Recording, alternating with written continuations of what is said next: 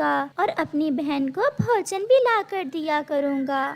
समय गुजरता गया और फिर कौवे और कौवी का बेटा भी बड़ा हो जाता है। उन्होंने उसका नाम जग्गू कौवा रखा था। कौवा और कौवी अब बूढ़े हो गए थे। एक दिन जग्गू कौवा, उसकी मम्मा और उसका पापा भोजन लेकर घर वापस लौट रहे थे कि तेज हवा से एक बड़ी डाल टूटकर उन पर गिर जाती है। कालू वहीं मर जाता है। हाय हाय, मेरा कालू मर गया। जग्गू, मैंने तुम्हें कहा था ना कि इस दिशा में जाना ठीक नहीं है। मम्मा, मैंने कौन सा वो डाल पकड़कर मारी है पापा के? इसमें मेरा क्या दोष है? चलो अब घर चलें, मुझे बहुत भूख लगी हुई है। तुम्हारा पिता मर गया और तुम हो के भूख बता रहे हो? फिर गौरी कौवी रोते हुए अपने बेटे के साथ घर वापस उड़ती है। घर के पास जाकर गौरी कौवी गिर जाती है। उसका बेटा जग्गू उसे उठाकर घोंसले में रख देता है। जग्गू, मेरा पंख शायद टूट गया है। जाओ और जल्दी से बुलबुल डॉक्टर को बुला कर लाओ। मम्मा, रात सोने से पंख ठीक हो जाएगा और वैसे भी अभी मैं थका हुआ हूँ। ऐसा कहते हुए जग्गू कौवा सो जाता है और गौरी कौवी रोने लग जाती है। भैया चले, अब घर चले, हमारी मम्मा हमारा इंतजार कर रही होंगी। कीकी बहन, चलो आज घर दूसरी दिशा से जाते हैं। वो दोनों अपने घर को उड़ते हैं।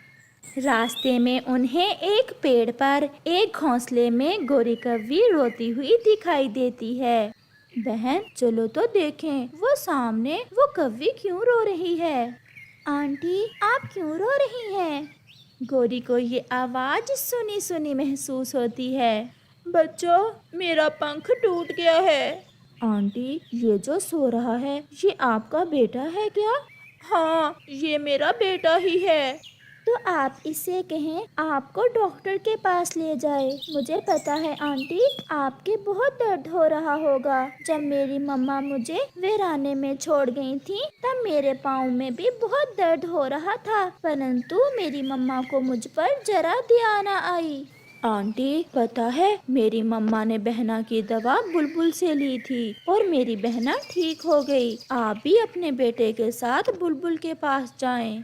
वो दोनों बच्चे ऐसे बोले जा रहे थे और गौरी खामोश बैठी कीकी की तरफ देखे जा रही थी। वो उसे कैसे बताती कि वही उसकी मम्मा है जो उसे वीराने में छोड़ गई थी। वो दोनों बहन भाई उड़ जाते हैं और गौरी कौवी अपनी बेटी को जाते हुए देख रही थी और याद कर रही थी उस समय को जब उसने वो पाप किया था जिसकी सजा उसे आज मिल रही थी।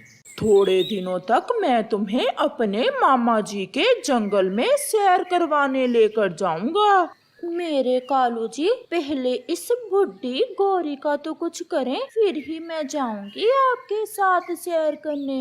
मुझे ये बुढ़ी अच्छी नहीं लगती। 2-4 दिन तक मैं इसे भी भगा दूंगा और मैं और मेरी कवि जी खूब सैर सपाटे करेंगे। कालू जी, आप ऐसा नहीं कर सकते। मैं आपको पिंकी के साथ नहीं जाने दूंगी। मैं नहीं जाने दूंगी। गौरी उठो, क्या हुआ है? मुझे कहाँ नहीं जाने दोगी?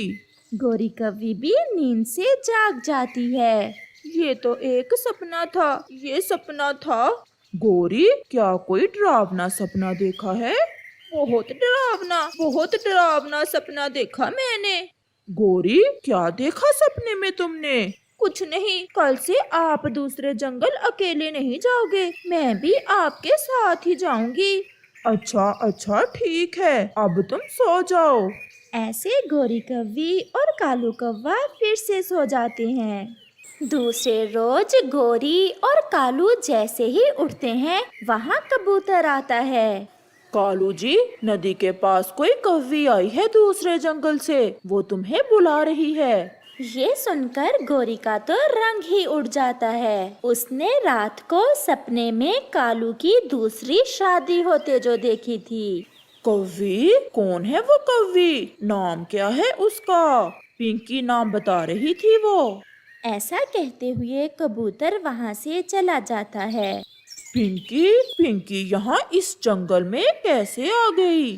कौन है पिंकी और तुम उसे कैसे जानते हो?